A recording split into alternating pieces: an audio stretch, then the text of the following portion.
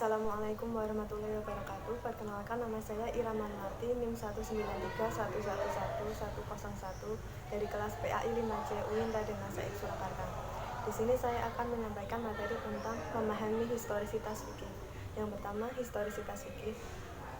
Teks Al-Quran dan hadis Nabi Muhammad SAW dalam Islam menempati posisi sentral dalam kajian yang merupakan sumber peradaban. Kedua sumber primer Islam tersebut merupakan muncul sebagai respons atas berbagai problem sosiokultural yang muncul pada kurun waktu tertentu. Meskipun demikian, keduanya tidak terbatas jangkauannya pada batas waktu tersebut.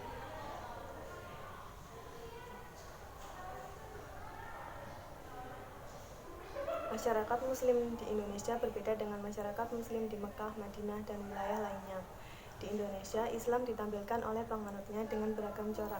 Mereka semua menampilkan Islam dalam kehidupan sehari-hari dengan beragam bentuk dan aneka pemahaman. Islam masuk ke wilayah Nusantara dibawa oleh para pedagang. Selanjutnya, Islam dikembangkan melalui dakwah dengan berbagai pendekatan. Di Indonesia terdapat banyak sekali mazhab fikih yang berkembang. Setidaknya ada 5 mazhab fikih, bahkan lebih dari itu. Semuanya berkembang dan berpengaruh, tetapi tidak diintervensi, apalagi dipaksakan oleh negara, karena negara mengakui Bhinneka Tunggal Ika sebagai pilar kehidupan berbangsa dan bernegara. Selanjutnya yaitu tentang stagnasi tasrif Islam.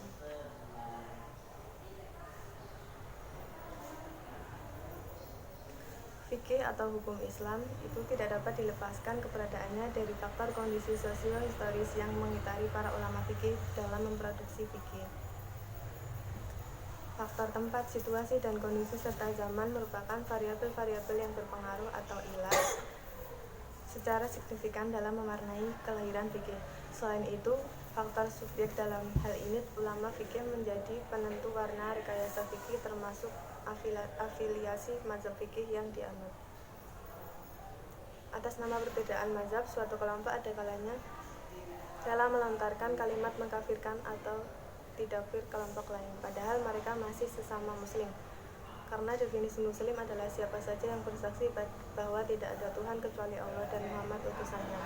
Hal ini senada dengan salah satu riwayat yang disandarkan kepada Nabi Muhammad yang berbunyi, jika salah seorang di antara kamu memanggil saudaranya, kamu kafir, salah seorang di antara mereka akan menjadi kafir dan bertanggung jawab atasnya. Hadis ini mengandung pengertian bahwa seorang muslim tidak dibenarkan berkata kamu kafir yang dialamatkan kepada seorang muslim karena akibat perbedaan mazhab. Jika terjadi perselisihan yang berpotensi mengancam eksistensi ukhuwah, maka umat Islam harus membangun komunikasi di atas prinsip persaudaraan. Dalam kondisi yang memungkinkan dipertemukan atau dapat ditolerir, sebaiknya ditempuh melalui toleransi atau al-jam'iyat kompromi, yakni mensinergikan antara akhlak dan fikih. Karena fikih telah mengatur hubungan antara manusia dengan Tuhannya atau yang disebut dengan ibadah, dan hubungan dengan orang lain atau yang disebut dengan muamalah, serta hubungan dengan lingkungannya. Pembagian hukum dalam Islam paling tidak dibagi menjadi 3 bagian. Yang pertama yaitu hukum i'tiqadiyah, yaitu hukum yang berkaitan dengan hal-hal yang wajib diyakini oleh orang-orang mukallaf atau yang terbebani dengan hukum yang meliputi kepercayaan kepada Allah, malaikat, kitab-kitab, para rasul, dan hari akhir. Yang kedua, hukum khuluqiyah, yaitu hukum-hukum yang bertalian dengan hal-hal yang wajib di atas orang-orang mukallaf menyangkut kewajiban yang harus dilaksanakan dan larangan yang wajib ditinggalkan. Yang ketiga, hukum amaliyah atau praktis yang bertalian perkataan dan perbuatan mukallaf serta tata cara melaksanakannya. Selanjutnya yaitu fenomena fikih generasi awal.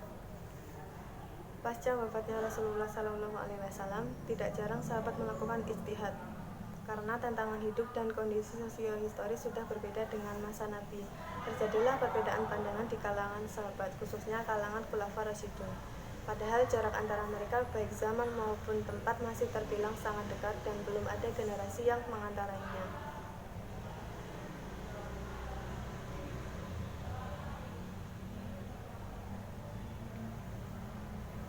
Selanjutnya yaitu tentang fenomena fikih di masa pembentukan mazhab. Sebagian ulama, khususnya para ahli sejarah pembentukan hukum Islam, memandang bahwa mazhab-mazhab yang dibangun oleh para imam mazhab lahir dalam kitaran pengaruh politik penguasa. Mereka yang tercatat misalnya Maliki, Hanafi, Syafi'i, Hambali, Ja'fari lahir dalam kitaran kekuasaan politik dinasti Abbasiyah. Imam mazhab yang pertama yaitu Abu Hanifah, nama lengkapnya Nu'main ibn Sabit ibn Zawdi, dilahirkan pada tahun 80 Hijriah di Kufah, belajar dari ulama tabi'in Hamad ibn Abi Sulaiman. Selain itu, ia belajar fikih dari Atta ibn Rabah dan Nafi Maula ibn Umar. Abu Hanifah mengalami perpindahan kekuasaan dari Bani Umayyah ke Bani Abbas. Dalam peralihan ini, Kufah merupakan pusat pergerakan. Meskipun demikian, menilainya harus tidak semestinya bias karena adanya sentimen politik lalu menolaknya secara serampangan. Selanjutnya imam yang kedua yaitu Imam Malik, nama lengkapnya Malik ibn Abbas ibn Malik ibn Abi Amir. Nasabnya berakhir sampai Zu'asbah dari Yaman. Kakeknya sendiri yang bernama Abu Amir termasuk sahabat Rasulullah. Kakeknya adalah seorang yang datang ke Madinah dan menetap di sana. Ia dilahirkan di Madinah pada tahun 93 Hijriah. Ia berguru kepada ulama Madinah. Pertama kalinya ia belajar dari Abdurrahman ibn Hurmuz. Ia termasuk salah satu imam hadis yang terpercaya. Imam yang ketiga yaitu Al-Imam Al-Syafi'i. Nama lengkapnya adalah Abdullah ibn Muhammad ibn Idris ibn Abbas ibn Utsman ibn Syafi'i Al-Syafi'i Al-Muttalibi.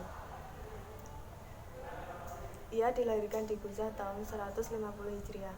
Pertentangan-pertentangan yang terjadi dalam materi fikih merupakan sebab kesibukan para ulama menyusun bangunan ilmu yang mereka namakan usul al-fikih, yaitu kaidah-kaidah yang diikuti oleh ulama dalam proses pengambilan kesimpulan atau istinbat hukum-hukum fikih.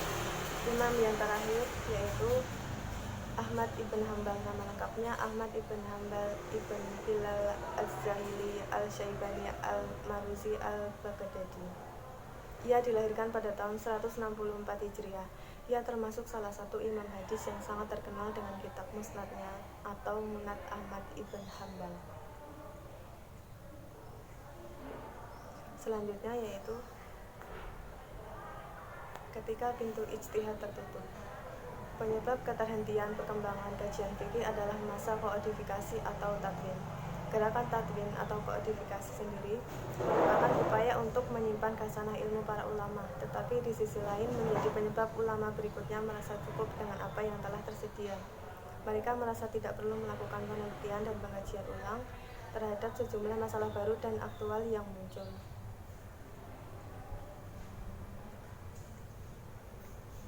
Tertutupnya pintu ijtihad tidak menutup seluruh pintu ijtihad itu sendiri. Salah satu ijtihad ditutup, yang lainnya tetap terbuka. Pintu ijtihad yang ditutup adalah ijtihad mutlak atau penalaran independen, dan yang tetap terbuka adalah pintu ijtihad fi al-mazhab atau ijtihad dalam koridor mazhab. Ini tentu terjadi akibat kekuasaan dan fanatisme. Selanjutnya yaitu mengembangkan ijtihad independen atau mutlak. Perkembangan ilmu pengetahuan dan teknologi disertai dengan dampak globalisasi telah membawa atmosfer perubahan yang serba cepat. Masalah sosial muncul dengan wajahnya yang sangat beragam. Akhir-akhir ini muncul kegelisahan intelektual tentang urgensi dan utilitas usul al-fikih dalam diskursus keislaman. Kegelisahan tersebut diekspresikan dalam sebuah kecemasan bahwa ternyata usul fikih hingga saat ini masih sangat kaku dalam menghadapi dan menyapa konteks peradaban kekinian.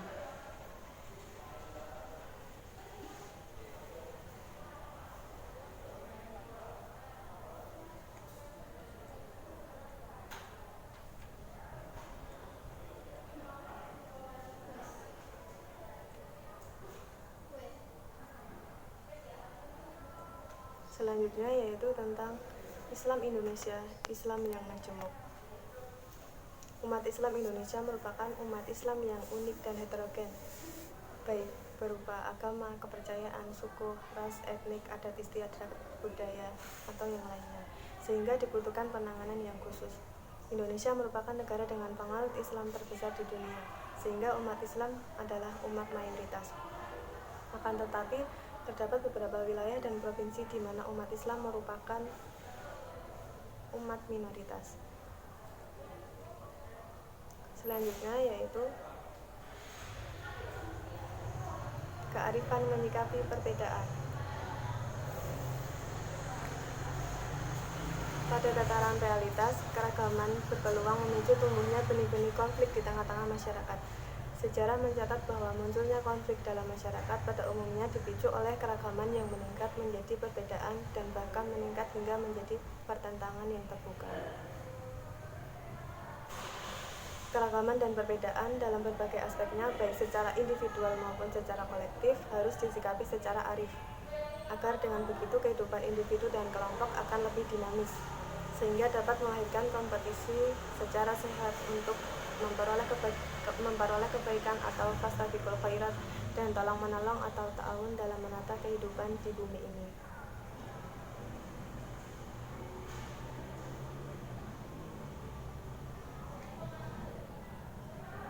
Selanjutnya yaitu urgensi perumusan fikih Islam di Indonesia. Selanjutnya yaitu tentang urgensi perumusan fikih Islam di Indonesia. Warisan yang ditinggalkan Nabi Muhammad adalah Al-Quran dan Sunnah. Ulama fikih atau fuqaha idealnya mewariskan cara memahami Al-Quran dan Sunnah, dan bukan semata-mata pada produknya saja. Pintu ijtihad seyogyanya tidak ditutup, bahkan harus dibuka demi mengakses daya kreasi ulama belakangan. Sebab fikih sebagai salah satu cabang ilmu atau kajian Islam harus terus-menerus diuji. Fikih sebagai produk pemikiran yang dipengaruhi oleh kondisi sosio-historis masyarakat seharusnya tidak dipandang sebagai sesuatu yang baku dan absolut. Dalam merespon konteks kekinian, dibutuhkan kesadaran sejarah dan kepekaan terhadap realitas kontemporer bagi umat Islam. Sebab Al-Quran sebagai wahyu dari Tuhan, sementara fikih merupakan produk dan hasil kreasi intelektual para fuqaha, hendaknya dapat dibedakan. Warisan yang ditinggalkan Nabi Muhammad adalah Al-Quran dan Sunnah. Baik, itu saja yang dapat saya sampaikan. Mohon maaf apabila ada kesalahan kata. Wabillahi taufiq wal hidayah. Wassalamualaikum warahmatullahi wabarakatuh.